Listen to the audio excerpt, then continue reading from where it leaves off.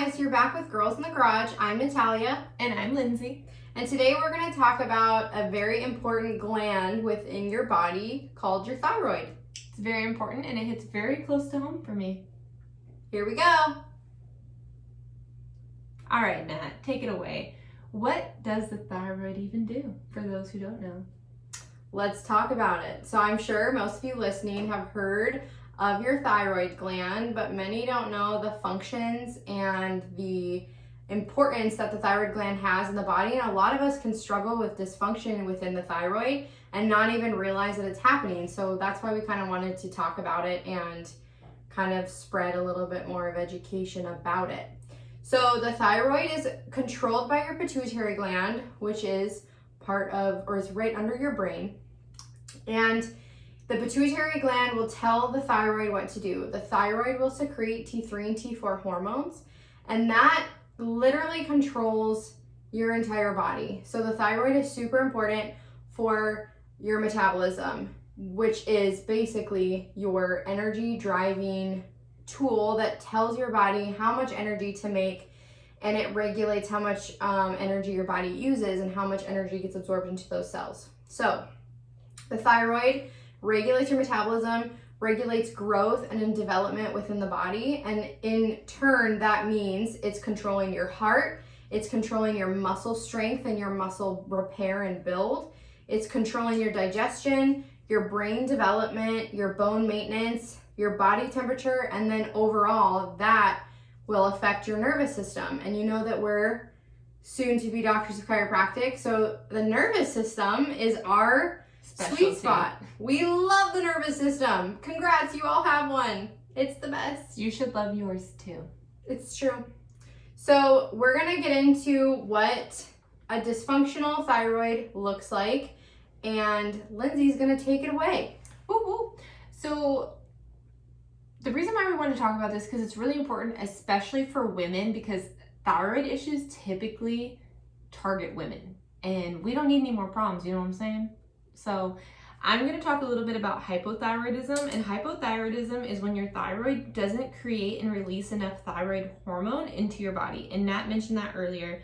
This can decrease your metabolism,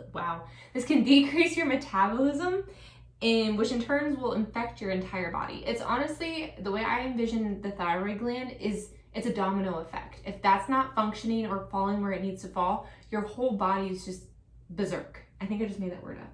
Nope, I love the word berserk. Okay, don't make your thyroid berserk. Hashtag berserky thyroid gland. I love it.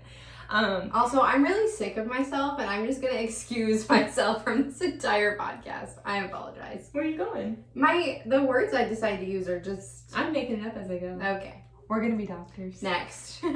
So essentially hypothyroidism, just envision it as your thyroid is underactive. It's not doing what it needs to do, and trust me, it's important to have it do that. So some things that will tell you that your thyroid might be a little wonky or underproducing is if you're a woman, like I said, you're older than 50. That doesn't mean that it can't happen when you're under 50. It just means this is more seen in women over 50. So just be aware it could still be you. History of thyroid problems in your family. If you've had any radiation treatment on your thyroid, neck, or chest, it makes you a little more susceptible to thyroid problems. Family history. If you've been pregnant recently, because I learned through my research with this, which I already knew a little bit about this, is when you're pregnant, you're using a lot more iodine because you're providing for both you and your baby. So then you can have an increase in iodine, which provides to your thyroid to help it function and secrete the hormones needed. If you're a type 1 diabetic, you have rheumatoid arthritis, such a hard word for me, I get it. or lupus. So those are just some of the things that we see who's at risk. And some of these causes, like I said, can be just, it's generational, congenital, you were born with it. If you have an increase in inflammation with your thyroid, that can be a problem, and that's called thyroiditis. Or surgical removal of any part of your thyroid. It just makes you more susceptible and vulnerable to thyroid problems since you're missing pieces of it. Mm-hmm. My grandma actually has, I think they took a third of her thyroid when she was like 45 or something like that. And she definitely has hypothyroidism just from looking at the symptoms I'm about to get into. she definitely has issues. I say that with love. Yeah, we love grandma. So some of these symptoms you can see with hypothyroidism, you're going to see tiredness. So you're going to be really fatigued all the time. You're going to be more sensitive to being cold. Maybe I have hypothyroidism. Mm-hmm. Constipation, dry skin, weight gain, a puffy face, a hoarse voice, which makes sense because your thyroid, for those who don't know, it's located on your neck. So just below, like kind of your voice box, all up in there. So it would make sense that it kind of go hand in hand with your voice. Muscle weakness, muscle aches, tenderness, stiffness.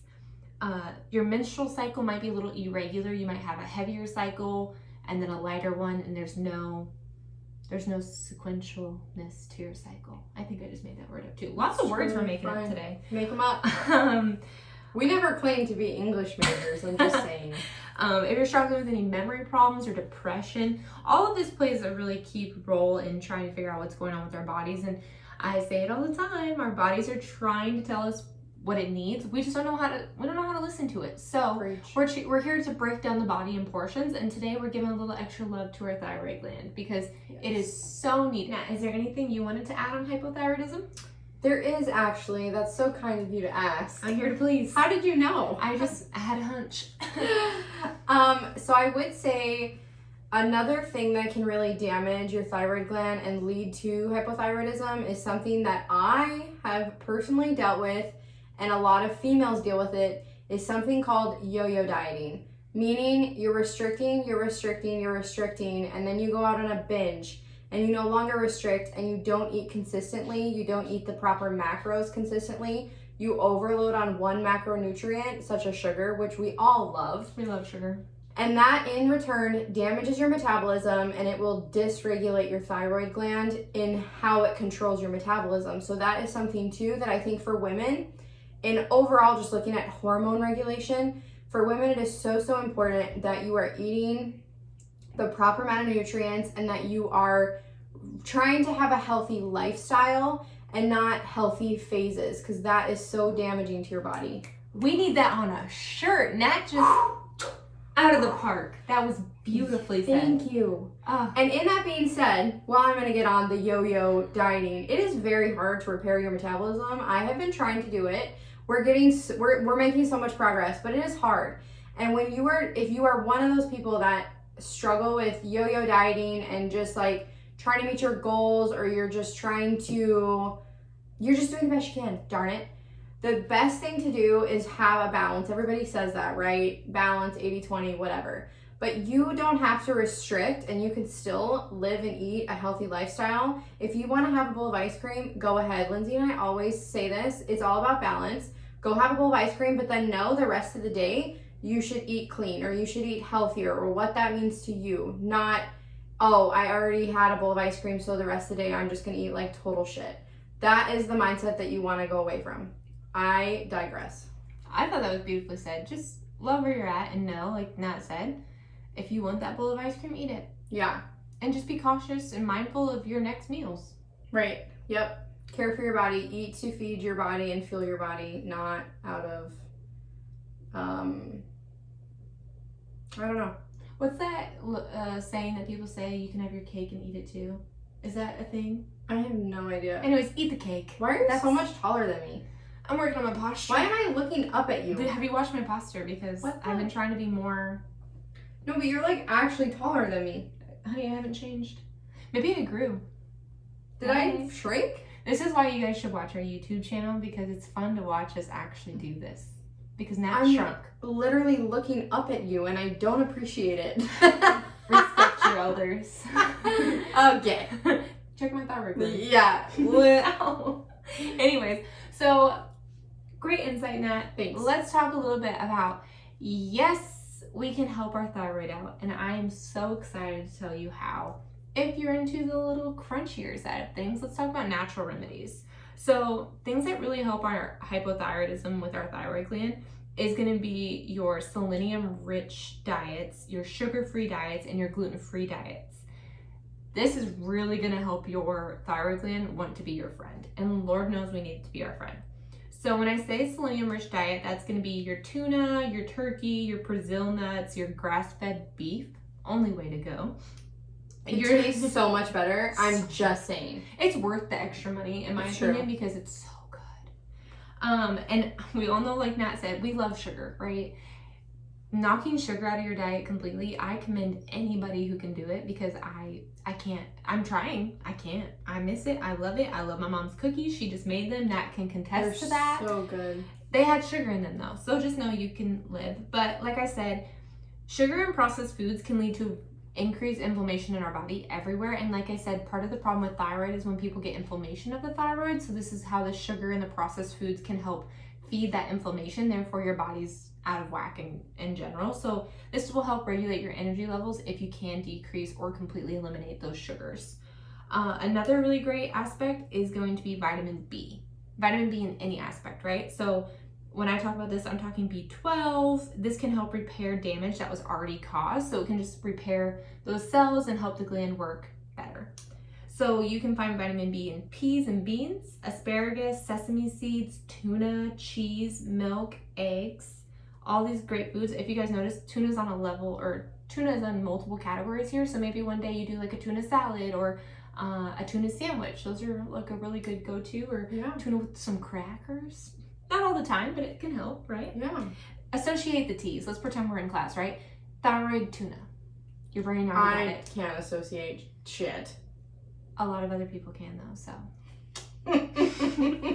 Also, I mentioned a gluten-free diet as well, and we all know gluten. A lot of people I find are having more gluten intolerances, which goes to show that our body, we mentioned this, I think, in the 4 R's. Remember that podcast? Plug in it if you guys haven't listened to our gut health one. We talked about how gluten just isn't like it used to be, right? We've added more and more things to it, which our body's having a harder time breaking down. So we're finding that people who go on a gluten-free diet, that helps their thyroid want to function better. And it also, like I said, it just decreases that inflammation, because I'll eat gluten and I feel like a balloon. I puff up. My body is so inflamed. It doesn't agree with me at all. If you are wondering why gluten, because we always hear a lot of people talking, why gluten, why gluten, why gluten? Gluten usually has an inflammatory reaction within your body, no matter who you are. I'm not saying this will happen for everybody, but for most people, gluten equals inflammation. Like Lindsay said, inflammation is very damaging and is very hard on your thyroid, but also gluten will strictly attack the thyroid gland. So when you hear people with like Hashimoto's disease, gluten is a huge no-no, because gluten is literally going to attack the thyroid gland and severely cause issues with how it functions. Ooh, so stay away from that.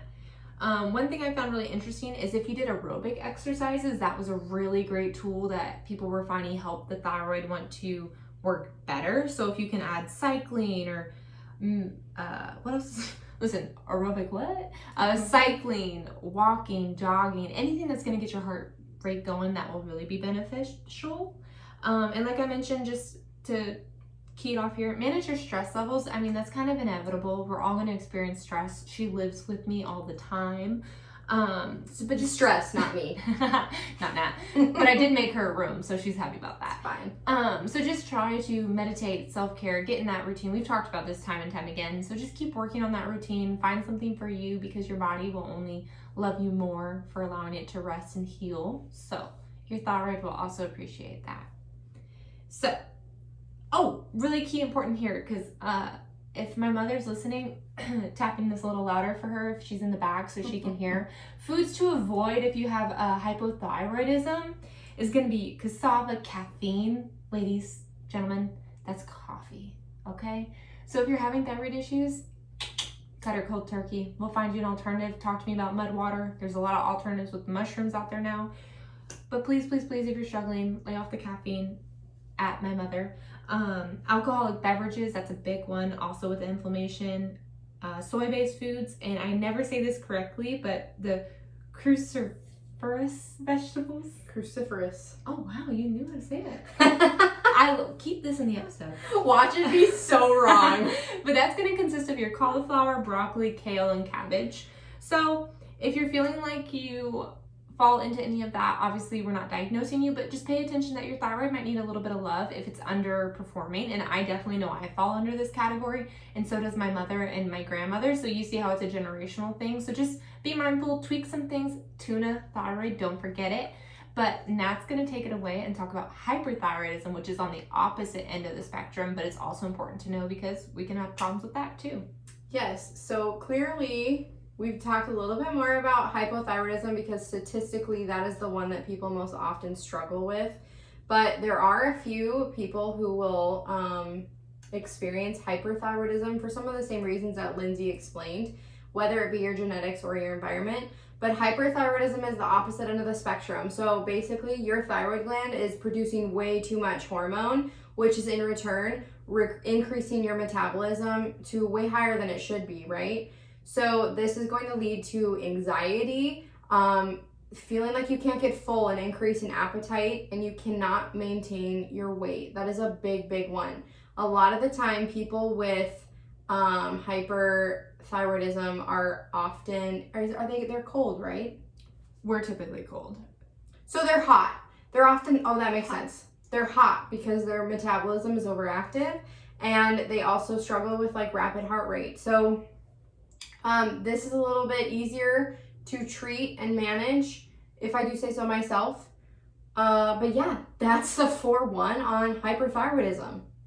So it's interesting. I definitely found it interesting because just recently I've been having some family stuff with thyroid and I just hadn't put a lot of thought into it, but I did realize it's often neglected. Like it's just as important as your brain or your heart or anything like that. And when you do go get your blood test done or you get an ultrasound on your thyroid, because they'll do that, have them run those extra tests. Because don't quote me on this now, but I know like when you go get your general lab scans, they typically do like the generic thyroid test, blood test, but they need to do like the separate T3, T4, TSH to really see if you're elevated or you're under functioning like we just talked about. So really advocate for yourself if you are noticing that. Look for thinning of your hair. I have very thin hair. Your face can tell you a lot. If you're tender or your lymph nodes are down here, just give your thyroid some love. Yeah, you gotta take care of your thyroid so you can take care of you, boo. You're fired today. Thank you.